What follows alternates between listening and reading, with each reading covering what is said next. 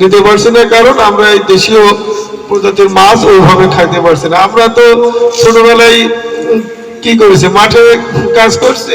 কালিয়ায় দেশীয় মাছ ও শামুক সংরক্ষণে মৎস্য দপ্তরের উদ্বুদ্ধকরণ সভা অনুষ্ঠিত। বিস্তারিত থাকছে নড়াইল থেকে মোহাম্মদ রাসেল শেখের প্রতিবেদনে।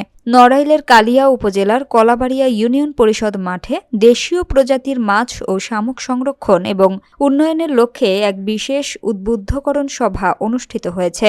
বুধবার সকাল 11টায় উপজেলা মৎস্য দপ্তর কালিয়া এর আয়োজনে 2025-26 অর্থ বছরের উন্নয়ন প্রকল্পের আওতায় এ সভার আয়োজন করা হয়। কি করেছে, মাঠে কাজ করছে, ঠিক আছে, একবার চাল ফেললেই।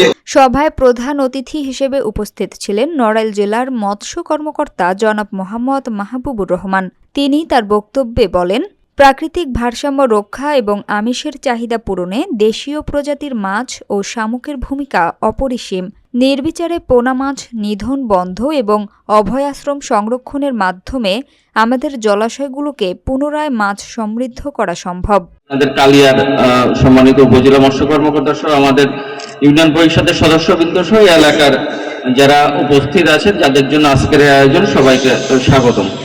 আসলে কথা শোনার ধৈর্য আমাদের। অনুষ্ঠানে বিশেষ অতিথি হিসেবে উপস্থিত থেকে গুরুত্বপূর্ণ দিক নির্দেশনা প্রদান করেন জনাব মোহাম্মদ জিল্লুর রহমান, সিনিয়র সহকারী পরিচালক, জেলা মৎস্য অধিদপ্তর নড়াইল, জনাব মোহাম্মদ খায়রুল ইসলাম, সহকারী পরিচালক, জেলা মৎস্য অধিদপ্তর। উপস্থিত মৎস্যজীবীদের কারিগরি পরামর্শ প্রদান এবং প্রকল্পের লক্ষ্য ও উদ্দেশ্য ব্যাখ্যা করেন কালিয়া উপজেলার সিনিয়র উপজেলা মৎস্য কর্মকর্তা জনাব মোহাম্মদ আবু রায়হান। তিনি উন্নত পদ্ধতিতে মাছ চাষ ও শামুক সংরক্ষণের মাধ্যমে গ্রামীণ অর্থনীতি শক্তিশালী করার ওপর গুরুত্বারোপ করেন। এখানে প্রচুর যেমন মাছ হয়, ধান হয়, পাট হয়, অন্যান্য ফসলও হয়। তো সেইটা আপনারা যারা মুরব্বী আছেন তারা জানেন যে আজ থেকে 20 বছর আগে কি ছিল, 10 বছর আগে কি ছিল, 5 বছর আগে কি ছিল, আর এখন কি আছে। আমাদের এলাকায় আমরা দেখেছি যে মানুষ এই বর্ষার পরে। কলাবাড়িয়া ইউনিয়ন পরিষদের ভারপ্রাপ্ত চেয়ারম্যান মোহাম্মদ ইলিয়াস আহমেদের সভাপতিত্বে অনুষ্ঠিত এ সভায় স্থানীয় মৎস্যজীবী, জনপ্রতিনিধি ও গণ্যমান্য ব্যক্তিবর্গ উপস্থিত ছিলেন।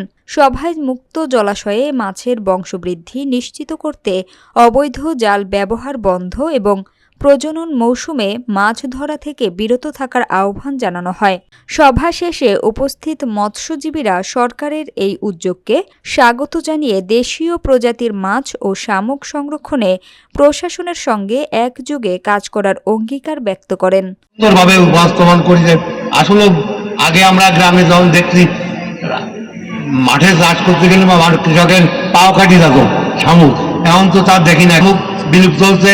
ওই যে খামার, ওই মাছের চাষ, চিংড়ি চাষ, এই বাণিজ্যিক ভিত্তিতে এরা ইনভেস্ট করিয়ে সাধারণ গরিব মানুষের দিয়ে শামুক ধরাই কিনে ওরা চালান দিচ্ছে।